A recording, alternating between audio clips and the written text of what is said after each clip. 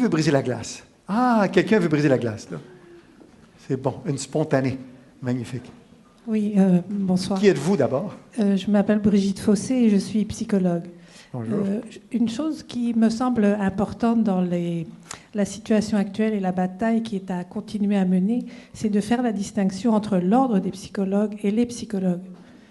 Monsieur Vasco est psychologue, Monsieur Renaud est psychologue, Madame Guédan est psychologue. Et même les psychologues, même si ce n'est pas les mêmes difficultés, subissent la dictature, je dirais, subissent cette pensée unique dans les évaluations, avec les syndics, etc. Je ne suis pas là pour parler de ça, mais il ne faut pas oublier ça et éviter de faire en sorte de nous cliver nous-mêmes entre nous. Parfait. Merci. Merci. Est-ce que vous voulez réagir, quelqu'un? Oui. Monsieur Vasco. Je pense en effet qu'il y a quelque chose de très particulier qui se passe à l'Ordre des psychologues et peut-être bien à d'autres endroits aussi.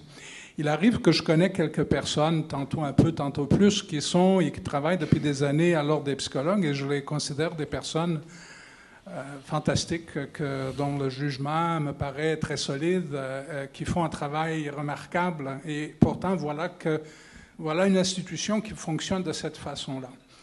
Sans vouloir les blanchir trop vite, je pense qu'on a besoin, nous, comme psychologues, comme psychothérapeutes, de continuer de faire ce qu'on fait là et de réagir, de continuer à se manifester plutôt que de subir, plutôt que d'accepter des choses qui nous sont imposées dans un cadre supposément légal. Et participer donc à ce débat, à cette réflexion, à contester un peu un discours qui infiltre notre métier, au point où on pourrait se demander si l'Ordre des psychologues, l'institution, son groupe administratif n'est pas quelque part sous un mauvais regard, s'il n'a pas été infiltré par quelque chose qui tient plutôt, et qui n'est pas, dans une certaine manière, un bouc émissaire d'un système qui est beaucoup plus vaste et qui est pire que le parrain, parce que ça contamine tout un discours social. Ce n'est pas uniquement notre profession qui se voit orientée vers une commercialisation, une industrialisation sous la tyrannie de l'économie, la tyrannie de la technicité. Et que faisons-nous? Que laissons-nous l'ordre faire aussi? Alors, un autre commentaire. Là, il y a une main. Oui, monsieur, allez-y. Oui, donc Richard Sévigny, si quelque chose, mais je ne sais toujours pas plus que dans le film, là. 2-3 réflexions suite à ça. À différents niveaux, c'est sûr qu'au niveau des services aux citoyens, il y a un recul important. On a vu un ensemble de services qui est offert. On a exploré l'impact, entre autres, sur des ressources communautaires qui se trouvent dans des contraintes financières, avec des obligations d'embaucher des personnes avec un permis reconnu par la loi 21 et sans le financement qui va avec ça. Donc, une diminution qui va de service. Donc, sur le terrain, il y a eu un recul et dans ce cas-là, le discours de la protection du public, c'est de la bullshit. Là. C'est de la bullshit. Donc, un premier niveau de terrain. Deuxième niveau, je pense qu'il y a une réflexion plus large aussi à faire. On le voit, comme société québécoise, il y a eu un refuge vers un corporatisme professionnel dans lequel ça devient les nouveaux clercs de la société et on leur donne l'ensemble des pouvoirs sans aucun contrôle. On a vu des excès par l'ordre des médecins qui contrôlent un marché et on s'aperçoit qu'il y a un marché contrôlé ici. Avec des bonnes raisons, à cause du fait que le salaire est probablement pas assez à la sortie, pour des raisons humainement compréhensibles, mais pour des raisons qui ont des impacts sur les plus démunis de la société en bout de ligne à ce niveau-là. Donc, je pense que la réflexion doit être à différents niveaux, et ceux qu'on entend le moins, c'est les gens qui ont besoin de services. Moi, c'est des jeunes qui se font abuser sexuellement, c'est des hommes qui essaient de changer et qui ont des services dans la vraie vie Ça peut paraître prétentieux, mais là, je suis en train de former la relève là, à cachette, à moitié. Là. Mais ils vont devenir compétents, mais dans la vraie vie, on se retrouve avec un pas en arrière, je pense, pour les personnes les plus démunies. Puis c'est ce qui m'apparaît le plus désolant dans toute la situation. Merci. Merci. Effectivement, on souhaiterait que ce film soit diffusé à grande échelle, effectivement, et que monsieur et madame tout le monde soient conscients de ce qui se passe. En fait, celui qui utilise le service, monsieur et madame tout le monde qui utilise ce service-là, puisque ce service-là est moins accessible. Est-ce que vous voulez répondre à ça, quelqu'un ici? Oui. C'est certain que l'accès à ce marché, comme on dit, on parle d'une économie finalement, et je pense qu'il y a un grand tabou par rapport à cette question-là, c'est que, bon, on fait un acte réservé et partagé, mais on doit se partager un marché. Et là, on a une difficulté, c'est que ce marché est limité. Et c'est certain que les intervenants qui veulent tirer leur épingle du jeu en pratique privée, c'est là que les cloisons se forment, c'est là que les aspects de corporatisme apparaissent, c'est certain. Et je peux comprendre, comme tu disais, c'est humainement compréhensible, mais en même temps, ça joue dur, là, c'est certain. Moi, je l'ai vécu au début de ma pratique privée en 92. J'étais innocent, psychoéducateur qui faisait sa formation en psychothérapie psychanalytique, et j'arrive à vouloir partager un bout du carré de sable, et c'était clairement viens pas jouer dans mon carré de sable, là. Je sous-louerai même pas mon bureau, là. J'ai eu de la difficulté à trouver des gens qui ont accepté de me faire une petite place, là, parce que, bon, je n'étais pas psychologue, c'est ce qui ressortait, là. Mais il y en a plusieurs psychologues qui m'ont fait de la place. On ne peut pas, évidemment, mettre tout le monde dans le même panier, là, mais c'est certain qu'il y a ce tabou, cette économie, ce partage du marché qui crée une... c'est compréhensible, mais en même temps, c'est ça qui crée peut-être des difficultés aussi. On a un marché limité. C'est ma réaction. Merci. Alors, allez à monsieur là-bas qui a un micro. Oui. Bonsoir, je suis Pierre Plante, psychologue et art-thérapeute. Dr. Jekyll, Mr. Hyde. Hyde dans le sens qu'il faut que j'aille me cacher avec une certaine portion de ma pratique. Merci beaucoup, Jean-Pierre, M. Roy, pour ce documentaire. Ce qui est troublant en écoutant le film, évidemment, j'aurais aimé t'accompagner à être perchiste, je pense, puis pouvoir te suggérer des quelques questions. Il y en a plusieurs qui ont émergé à l'écoute du documentaire. Vous n'allez pas toutes nous les dire, là, non? Mais il y en a une qui m'a fait réagir et d'entendre l'honorable, Mme Vallée, dire une ligne a été tracée. J'aurais aimé savoir qui avait le crayon dans la main. Parce que pour dire tout le travail qui a été fait pour parler des thérapeutes par les arts là-dedans, les mémoires qu'on a déposées, et démontrer tout, là, la qualité de la formation qui est derrière, et le travail qu'on continue encore aujourd'hui, en 2016, en 2017, auprès de l'Ordre des psychologues, mais d'entendre qu'une ligne a été tracée puis qu'on est confronté à quelque chose que personne ne veut dire, parce qu'on est une profession de dialogue et de communication avant tout. On est là pour s'entendre. Et de voir un scénario dans lequel autant l'Ordre des psychologues, l'Office des professions, c'est l'omerta. Personne ne parle, personne ne veut rien dire, personne ne dit les vraies choses. Et là, premièrement, d'entendre qu'une ligne a été tracée, sachant très bien que la province voisine d'à côté, à l'Ontario, pour ne pas la nommer, dans les arts-thérapeutes, entre autres, vont travailler là-bas parce qu'ils sont reconnus professionnellement. Ils font partie d'un ordre professionnel. Ici, au Québec, c'est rendu des charlatans. C'est un mensonge. Maintenant, la balle est dans votre camp. Vous avez une œuvre, une œuvre incomplète en partie, bien sûr, mais pour relancer le dialogue avec l'État québécois, avec l'Ordre des psychologues, ils sont là pour entendre et pour parler. Vous avez quelque chose entre les mains et vous avez peu de temps, parce qu'on parlait de la période transitoire 2012-2018 avec Mme Vallée. 2018, c'est demain, ça. Donc, pour tous les lobbyistes dans la salle, tous ceux qui veulent porter le flambeau, vous avez quelque chose avec vous pour vous aider. Profitez-en. Voilà. Le micro... Oui, vous, madame, allez-y. Bonsoir. Merci beaucoup, M. Roy. Je trouve que votre documentaire arrive à point et je pense qu'il va nous être utile. Mon nom est Diane Borgia. Moi, je suis criminologue et psychothérapeute. Heureusement, j'ai pu passer toutes les étapes. Après 20 ans de pratique, avoir formé pendant 10 ans des psychothérapeutes, moi, ce que j'en pense, c'est, je me demande sérieusement, est-ce que vraiment la population est plus protégée aujourd'hui qu'avant? Ça, c'est ma grande question. Vous savez, pendant 20 ans, j'ai porté le titre de psychothérapeute. Il était non protégé. Et ce qu'on entendait souvent, c'est les gens disaient, je pense que souvent on fait confiance aux psychothérapeutes. Et moi, j'ai comme toujours eu l'impression qu'à quelque part, c'était le titre de psychothérapeute que l'Ordre des psychologues voulait s'accaparer. Moi, c'était moi, dans mon esprit. Et je me dis aujourd'hui, je porte le nom de psychothérapeute officiellement, mais ça ne change en rien, je pense, qu'il y a une panoplie de gens, il y en a certainement à travers ça, des gens qui font du bien, mais qui portent le nom de coach de vie, aidant naturel, accompagnateur, et qui font, laissez-moi vous le dire, là, qui font ce qu'on fait, nous, les psychothérapeutes. Mais aujourd'hui, on paye des taxes, on paye des frais, on paye des permis pour faire le même job que je faisais il y a 30 ans. Et que plusieurs de ces personnes-là aujourd'hui, sans permis, sans s'annoncer psychothérapeute, font le même travail. Moi, j'ai fait plusieurs fois, parce que j'ai des clients qui se sont plaints et que j'ai fait des démarches auprès de l'OPQ et je n'ai jamais eu de retour. Donc, je peux vous dire, en ce qui concerne la protection du public, j'en doute. Merci.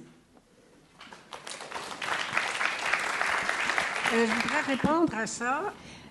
Vous avez je suis partiellement d'accord avec vous, mais par ailleurs, il faut aussi des critères. Et c'est pas... je me souviens, quand je donnais de la formation, il y a des gens qui donnaient des programmes de formation, mais qui n'avaient aucune formation. Ça prend quand même... Il faut avoir un minimum de connaissances et de formation. Il s'agit de faire de la thérapie pour savoir que les phénomènes de transfert, de contre-transfert, comment est-ce que ça prend des années pour apprendre à gérer ça. Alors, c'est pour ça que je dis que je suis partiellement d'accord avec vous. Ça ne veut pas dire qu'il n'y a pas une dérive à l'heure actuelle. Il y en a une qui est une dérive qui porte sur le pouvoir et qui ne porte pas sur l'amélioration de la pensée concernant cette profession-là. Pas du tout. Il y a un appauvrissement de la pensée. Et ça, je trouve ça pénible. Monsieur Vasco. Moi, je réagirais de la façon suivante. C'est sûr que le travail de surveillance, le travail de vérification de ce qui est fait est souhaitable pour tous les métiers. Et c'est souhaitable qu'une société soit soucieuse de ce qui se fait et qui le fait et comment c'est fait. Mais en même temps, il y a quelque chose, vous me pardonnerez un peu le mot d'esprit, on ne va pas bientôt mettre sur pied un ordre des amis. On ne peut pas tout réglementer. Le travail est à faire.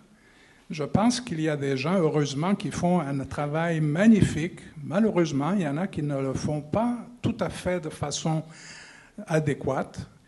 Mais est-ce que nous voulons développer des stratégies répressives tout azimut ou voulons-nous prôner des stratégies de soutien? De créer des mécanismes pour faire en sorte que ceux qui font du bien le font bien. Est-ce que c'est nécessaire de rester dans le cadre de l'ordre pour faire ça? Est-ce qu'il faut régimenter tout ça? Je ne le sais pas. Il y a quelque chose à faire, certes, mais de grâce, on peut s'entraider. Je suis psychologue, j'ai été formé, entre autres, par des psychothérapeutes. J'ai côtoyé des personnes qui ont été des intervenants sans nécessairement grand titre ni grande formation. J'en ai appris énormément. Je suis devenu psychologue parce que je croyais que c'était le métier, c'était le cours académique qui me permettrait d'aller le plus loin. J'ai découvert en cours de route qu'il y en avait d'autres chemins. Je suis très satisfait du travail que j'ai fait et je continue de me perfectionner quotidiennement. Je pense qu'il y en a d'autres qui le font autrement. Soutenons-les.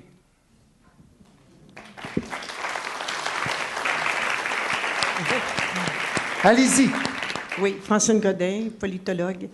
En démarrant cette conférence, j'étais frappée par psychose. Et je me disais aussi, alors, psychiatre, psychanalyste, psychothérapeute, psy, ceci, cela. Et j'ai passé aussi à la psy et à une physiothérapeute que j'ai déjà eue assez longtemps. Alors, le physique, le psychique.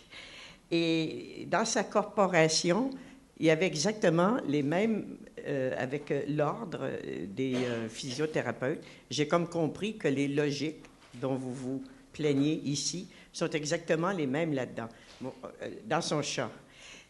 Évidemment, on est dans le discours de la bonne gouvernance. Je ne vous apprends rien, j'imagine, qui est le discours à l'heure du néolibéralisme et qui consiste à réglementer, à catégoriser. Ce sont des relations de pouvoir, Madame l'a très bien nommé, et qui consistent à nous mettre tous, dans quelque sphère que nous soyons d'ailleurs, et dans quelques lieux, en compétition les uns après les autres. Tout ça pour vous dire que cette logique de la bonne gouvernance, selon laquelle la ministre parlait, eh bien, j'espère pour vous que vous allez remettre cette espèce de logique en question, non seulement au niveau du rapport de pouvoir avec l'ordre, mais aussi l'étendre au niveau politique, parce qu'elle imprègne tous les secteurs de la société. Merci. De ce côté-là, maintenant, oui, allez-y. On vous écoute. Bonsoir. Je voudrais d'abord vous remercier, Monsieur Roy, pour votre documentaire. Et j'ai envie ce soir de me placer dans la position du public. Nommez-vous. Oui, je m'appelle Laurence Milstein, je suis psychothérapeute. OK, merci. Et justement, j'aimerais placer dans la position du public, parce qu'on a parlé de la protection du public. Et effectivement, on peut se demander où est-elle vraiment cette protection. Mais la question que je me pose, c'est est-ce qu'on pourrait informer le public de ce qui se passe? Parce que je me dis aussi que nos clients, les gens, nos éventuels clients, les personnes comme tout un chacun, ont aussi, me semble-t-il, le droit, et ce serait important, qu'ils soient au courant de ce qui se passe. Parce que peut-être qu'aussi, ils auraient une marge d'action qui pourrait avoir une influence. C'est juste une question. Et en ce sens, je me demandais si vous aviez proposé votre documentaire à Radio-Canada, où je pensais notamment à une émission comme Regard. Voilà. Comme enquête, peut-être, ou comme... Je préférais me laisser courtiser par eux, à choisir. Ce soir, c'est la première du film.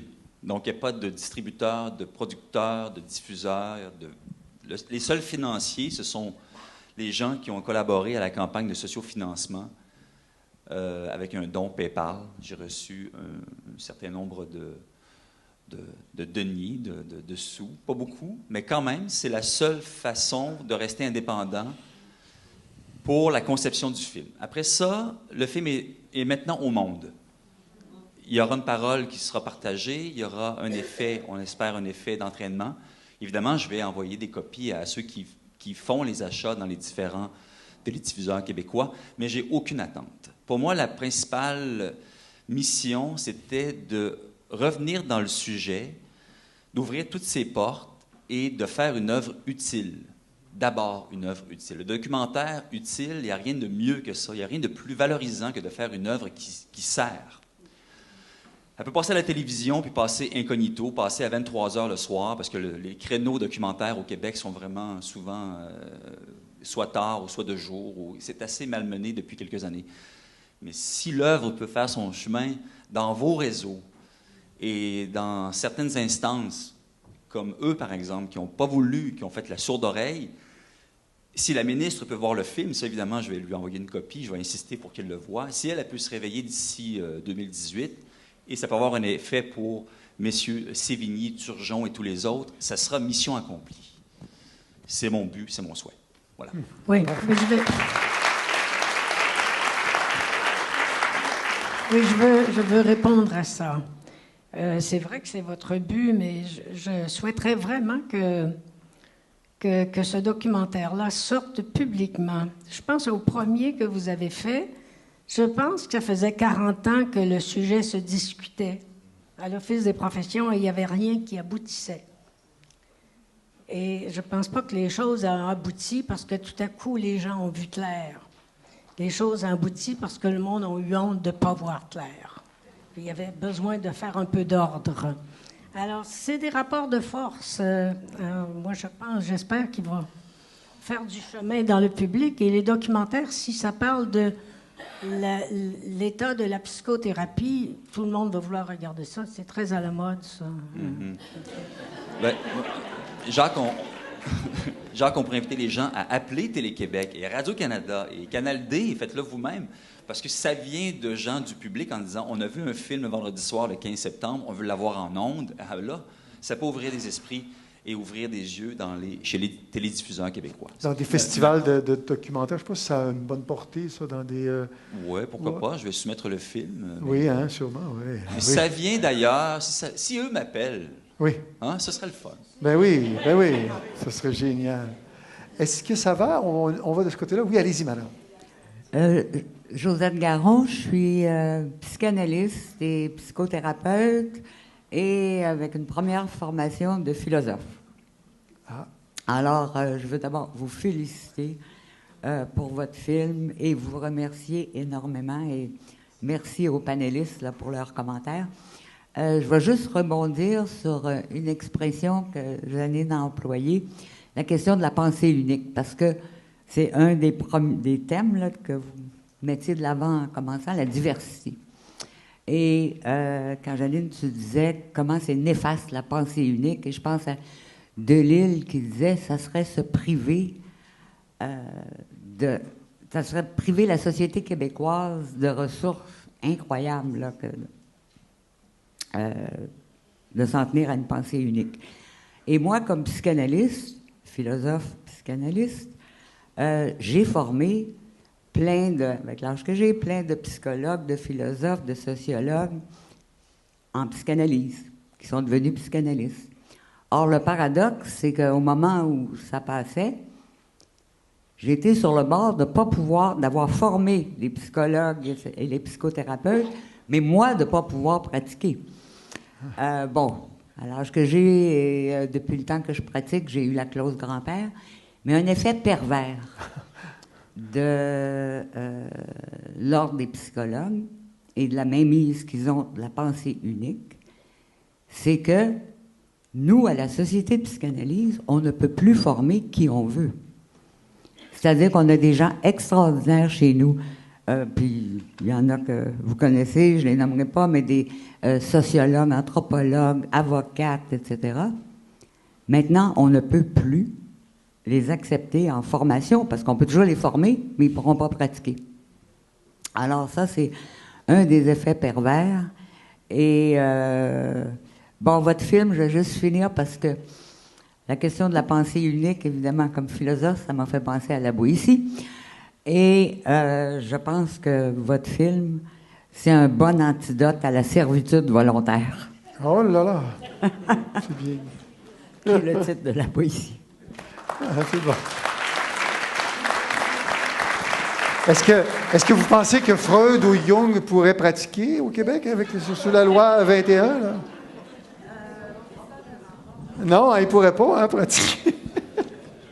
OK. Est-ce que quelqu'un veut parler d'autre? Oui, allez-y, monsieur. Bonsoir, Gilles Delille. D'abord, merci à nouveau, Jean-Pierre, et félicitations. Je savais sur quoi tu travaillais. Je venais avec curiosité. J'ai été vraiment très impressionné de la qualité de ce que tu as réussi à produire et des contenus qui ont été abordés par les différentes personnes que tu as interrogées. Je suis en particulier touché par le sort fait à M. Sévigny et à M. Turgeon. Et j'ai envie collectivement d'essayer de faire quelque chose pour enligner une action future. Je pense qu'il faut se rappeler que l'Office des professions, vous l'avez rappelé, ça n'échappe à personne, mais l'Office des professions, l'Ordre des psychologues et les ordres professionnels ne sont pas là pour être nos amis. Ce ne sont pas nos amis. Ils sont là pour protéger le public. Et il faut se mettre en tête que, au fond, ils protègent le public, pourrait-on dire, contre nous. Leur point de vue, c'est qu'il est possible que dans la profession, des personnes travaillent de manière inadéquate. Et donc, ce sont des instances de surveillance. Parce qu'on appartient à un ordre professionnel, on sent un sentiment d'appartenance, un sentiment de loyauté, de cohésion. Mais il ne faut pas oublier qu'ils sont dans une fonction essentiellement policière, de surveillance. Et donc, de ce point de vue-là, pour ces instances-là, où on peut présumer que tous ces gens-là sont tout à fait de bonne foi, entendre des histoires tragiques comme ce qui arrive à M. Sévigny et à M. Turgeon, à un certain niveau de détachement, il pourrait considérer que ce sont des dommages collatéraux, tristes mais inévitables dans le plus grand ordre des choses où il s'agit de protéger le public.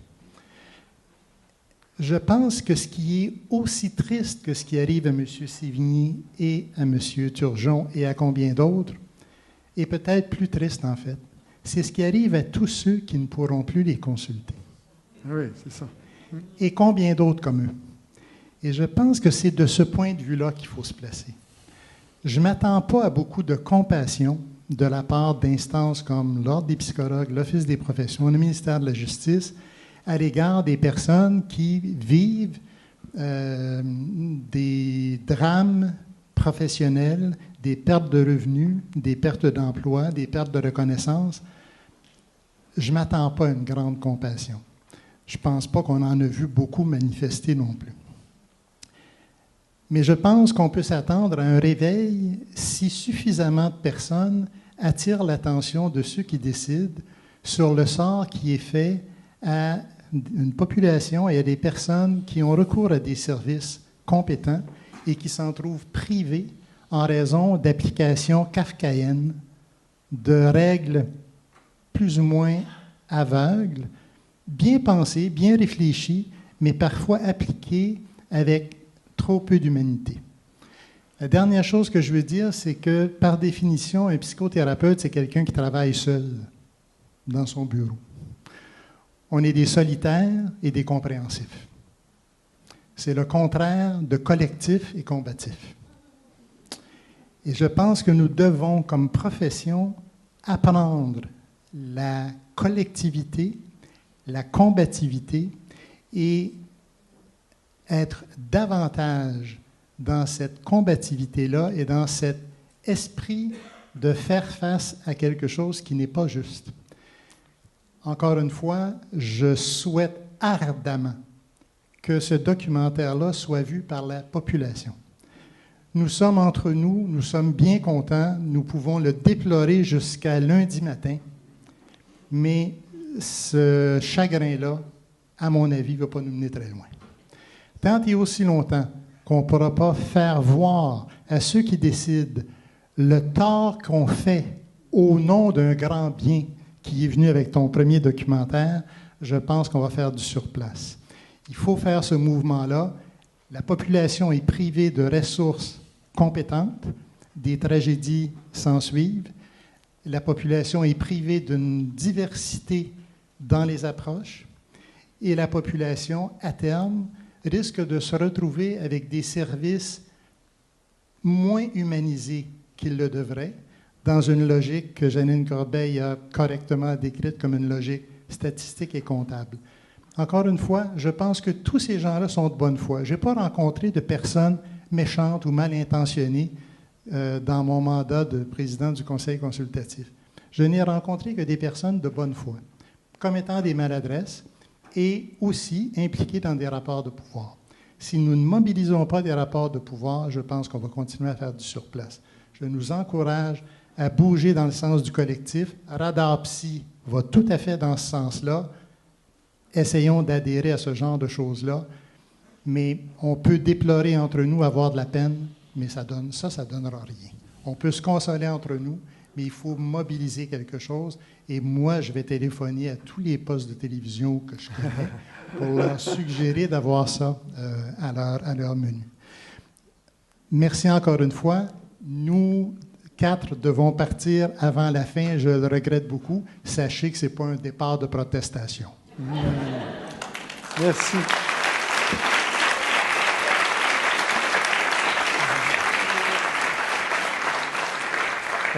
Est-ce que vous voulez réagir ou si c'était... Oui, vous voulez réagir, M. Lescaut? Je profite de la porte que mon collègue Gilles Delisle vient d'ouvrir pour dire, en effet, si du début, je parlais de ma tristesse, je n'ai pas trop parlé, je ne l'ai pas nommé, mais peut-être vous l'avez senti, mon indignation et mon irritation. Et je pense que c'est ce qui m'anime quand je m'implique dans Radar.psy. Mais j'imagine qu'il y en a aussi de l'indignation, de l'irritation qui vous mobilise pour l'Association des psychothérapeutes du Québec. Je pense que ce regroupement-là a aussi besoin de voir à ça, de vos énergies. Et je profite aussi de l'occasion pour dire que quand Mme Vallée, la ministre, disait c'est normal qu'on fait une loi, qu'on l'applique, qu'il y ait ce genre de situation, statistiquement, oui, c'est normal. C'est pas acceptable. Ça ne veut pas dire que parce qu'elles sont là que c'est acceptable, il faut faire quelque chose. C'est à nous de le faire. Puis j'irais jusqu'à dire, comme dans tout cas d'erreurs de fait, peut-être qu'il y a des dommagements à faire, non seulement aux personnes concernées, mais en effet, pour que les services continuent d'être mieux structurés, l'accès et la pratique mieux structurée, mieux soutenue. C'est pas juste l'accréditation qui a été problématique, c'est ce qui continue de se faire pour les psychothérapeutes qui, par exemple, ne pouvaient pas participer au colloque de l'Ordre des psychologues, par exemple. Alors, il y a toutes sortes d'aberrations. Elles continuent. Il faut voir à ça. Ouais. Voilà. Petite correction, Georges. La première année, on a pu participer au colloque. La seule année. Il y a eu des contestations, il y a eu des psychologues qui se sont dit non, non, non. Moi, j'étais le seul psychothérapeute à une table de psychologues et j'étais vraiment l'étranger. T'sais. Ah ouais. L'année suivante, on n'était pas invités. Ah. Alors, Bonsoir. où en sommes-nous? C'est votre tour, oui, allez-y. Bonsoir, mon nom est Sylvie Lefebvre, je suis avocate depuis 1993 et je devais être en FAISAT en 2012 pour faire autre chose, la consultation. La loi 21 m'a ramenée dans le champ de pratique. Je suis presque spécialisée dans la loi 21. Je donne des formations sur la loi 21, particulièrement dans les écoles, pour démystifier qu'est-ce que c'est que la loi 21. Merci, M. Roy. J'ai eu connaissance aujourd'hui de votre vidéo et j'ai tout tassé pour venir voir ça. Je trouve ça très, très important. Vous le savez peut-être pas, mais 2003 a été le déclencheur, selon moi, de tout ce qui a été mis en branle pour arriver à la loi 21. Aujourd'hui, je vois ça comme la même chose, un déclencheur vers une mobilisation, parce que je voulais faire du pouce, c'est dommage qu'il soit parti, je voulais faire du pouce sur le dernier intervenant, parce que on ne peut plus rester seul, à se défendre seul. En anglais, le « divide to conquer », diviser pour régner, c'est ce que je vois en ce moment. Malheureusement ou heureusement, je représente plusieurs personnes qui veulent se représenter devant, qui sont poursuivies pour des montants très importants, 5 000 $ par infraction, qui s'additionnent, ça peut être 5 000, plus 5 000, plus 5 000. Mais quand on les prend séparés, c'est plus facile de les contrôler. Alors, si on se mobilise, le fait que je donne la formation, c'est justement pour sortir les gens de leur isolement, de leur bureau, parce qu'on est habitué, on va travailler, on rencontre les gens, puis c'est une routine qui s'installe. Mais si on se mobilise, si on reprend contact, tout le monde ensemble, pas pour, j'aime moins le terme « se battre », mais plutôt pour parler ouvertement. Et ce que vous savez peut-être pas, c'est qu'ils sont pas au courant des autres techniques. Oui, les psychothérapeutes, mais les autres approches, les autres façons de fonctionner. Ils sont limités dans leur terrain de jeu. Je parle beaucoup de terrain de jeu. Et ils ne sont pas ouverts, ou ils ne savent pas ce qu'il y a de l'autre côté. Alors, on a de l'éducation à faire, auprès du public, de notre clientèle et surtout auprès de l'Ordre. Je fais ça depuis 2012, parler régulièrement avec l'Ordre, soit pour des dossiers ou pour de l'information. Et avec des soirées comme ce soir, j'espère que ça va juste exploser. Merci. Merci.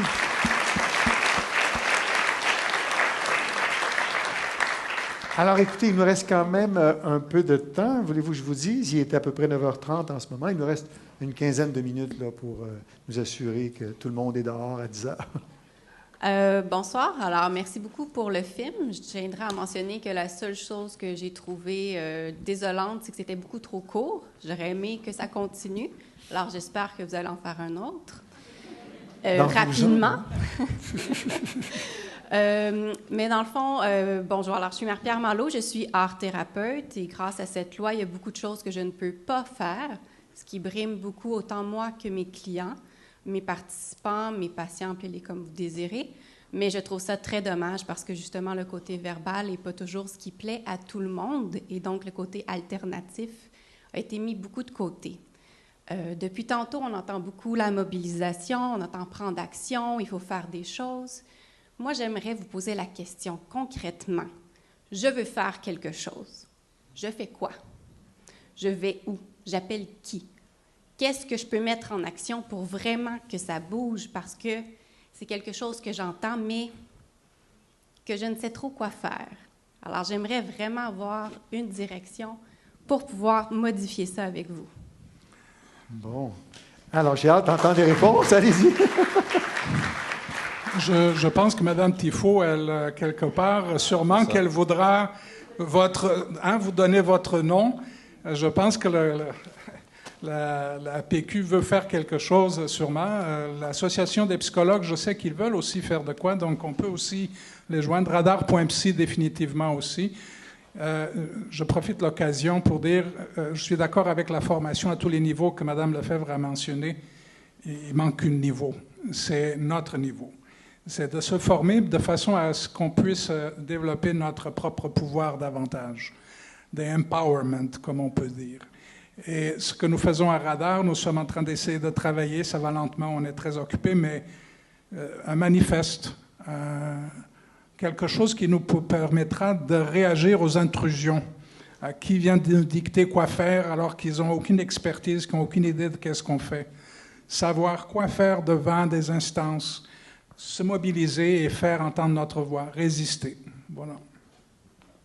Un printemps érable psychothérapeute ou moi, je dirais quelque chose comme ça?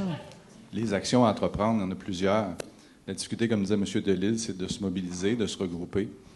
Et l'Association des psychothérapeutes du Québec, qui est une petite association qui peine à chaque année à avoir un membership d'à peine 150, sur une possibilité de... On est rendu combien comme psychothérapeute? 1600 peut-être, je lance le chiffre. Alors, s'il y a seulement 150 personnes qui s'inscrivent, qui deviennent membres, mais il n'y en a pas 150 qui s'impliquent. Vraiment, il n'y en a pas beaucoup, là. Et c'est tellement peu que ces gens-là passent et s'épuisent. Moi, je fais une petite part. Ce soir, je suis ici, là, mais c'est minuscule. Alors, se mobiliser, c'est extrêmement difficile. On est dans notre confort personnel, notre vie, nos choses. Mais l'Association des psychothérapeutes existe. Il y a des comités qui se démènent à très peu de personnes. Et l'Assemblée, le 14 octobre prochain, va avoir des comités à reformer. Si le nombre de membres peut augmenter, bien, c'est une voie. En tout cas, c'en est une parmi d'autres. Mais elle est très peu exploitée, c'est ce que je remarque. Est-ce que c'est parce que l'association n'est pas connue comme telle ou est-ce que c'est compliqué d'y entrer? Est-ce qu'elle n'est pas connue? Effectivement, c'est assez déroutant. Je supervisais il n'y a pas si longtemps une psychothérapeute et elle méconnaissait l'association et ça me déroute. Effectivement, j'ai tenté de faire du recrutement aussi il y a 2-3 ans pour l'association. On remontait le membership. Je contactais des travailleurs sociaux, des psychoéducateurs, des gens qui pratiquaient comme psychothérapeutes. Ils ne connaissaient pas du tout. À ce moment-là, c'était la SQPP. Ils ne connaissaient pas. Ils ne savaient pas. Alors, sur toutes mes tentatives, échec total, 0 recrutement. Parfait. OK. Si je peux juste ajouter mon petit grain de sel, ça fait 25 ans que la SQPP, la Société québécoise des professionnels, psychothérapeutes professionnels, existe et l'Association des psychothérapeutes, c'est tout simplement un changement de nom et une inclusion de vision avec des nouvelles valeurs suite à la loi 21, mais ça fait 25 ans, donc c'est la même organisation, le même regroupement. Alors, joignez votre voix. On va se joindre à des partenaires puis à d'autres personnes, mais c'est important. On a un ancien président, Michel Bray, de la SQPP, qui est également dans le documentaire. Merci. Merci pour ce film. Il y a des petites actions qu'on peut faire. Il faut résister partout là où on nous clive. Vous savez, j'ai fait la blague à quelques reprises, mais vous ne l'avez peut-être pas entendu. Il y a un moment où je donnais une formation à Atlanta, dans le sud des États-Unis. Vous savez que les tensions raciales sont fortes là-bas.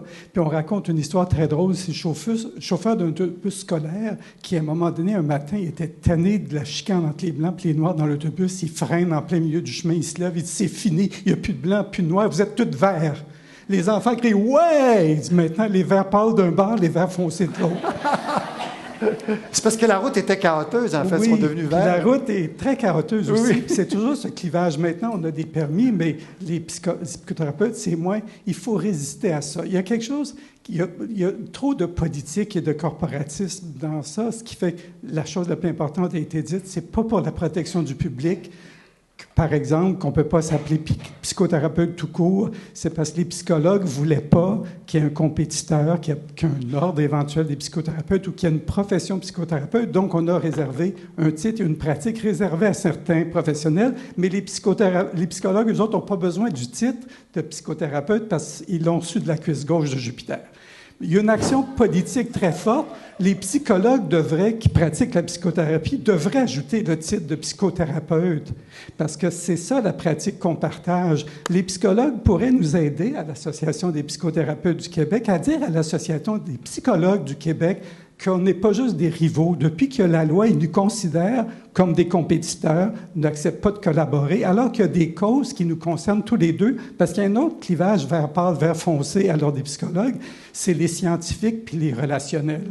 Puis ça nous concerne, psychothérapeutes et psychologues et psychanalystes. Il ne faut pas, entre nous, être contaminé par cet esprit de pensée unique, mais se rassembler. Il y a des causes pour lesquelles on doit être tous ensemble. L'Association des psychothérapeutes, l'Association des psychologues, et ce n'est pas l'ordre qui va le faire.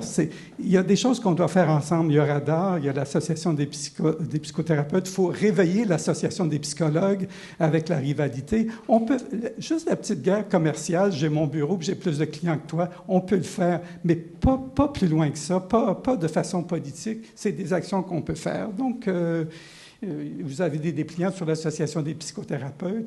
Intervenons partout où on voit qu'il y a cette politique qui sépare. On devrait intervenir pour dire ça ne sert pas l'humain, ça ne sert pas le public, ça ne sert même pas l'intelligence. C'est bon.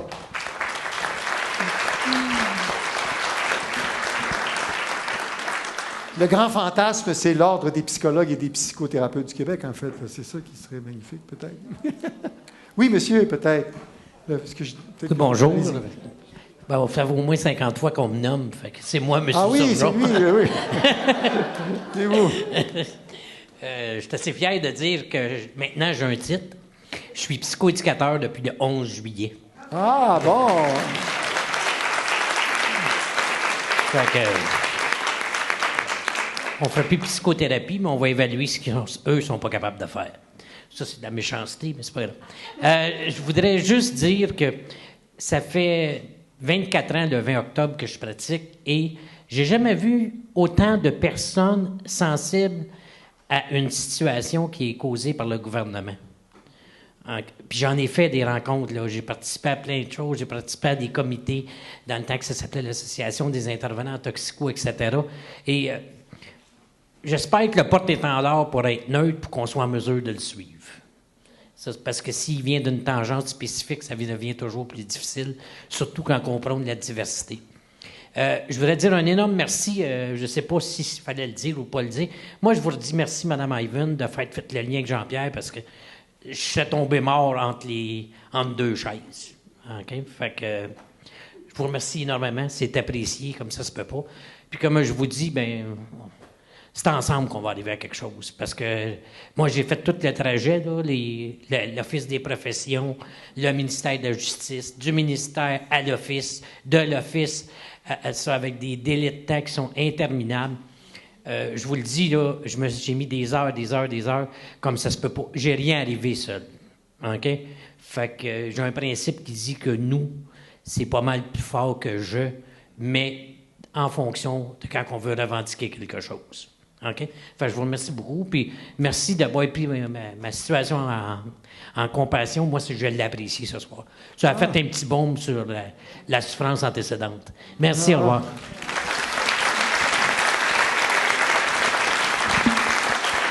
Merci. Merci beaucoup. Oui, de ce côté-là maintenant. Je suis psychosociologue de formation et je suis coach certifié en programmation neurolinguistique, une nouvelle bébite dans le monde de l'accompagnement personnel. Donc, je ne fais pas de la psychothérapie. Je suis venue ici parce que je suis intéressée de près ou de loin à la loi 21.